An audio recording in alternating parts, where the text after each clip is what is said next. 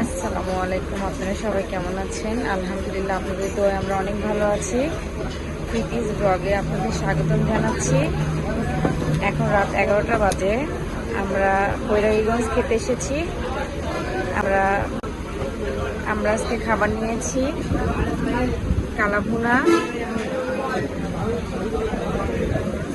বাদাম ভর্তা, শাটি মাছ ভর্তা।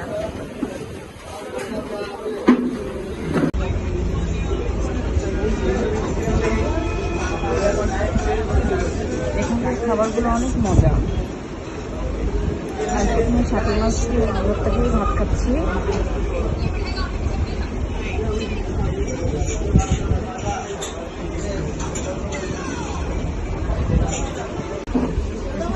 সবচেয়ে যেটা মজা সেটা হচ্ছে এই যে পেঁয়াজ ভর্তা।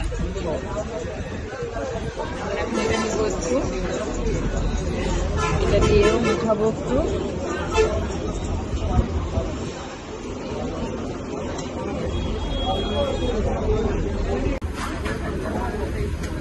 দেখেন, এত মজার খাবার বলে বোঝাতে পারবো না।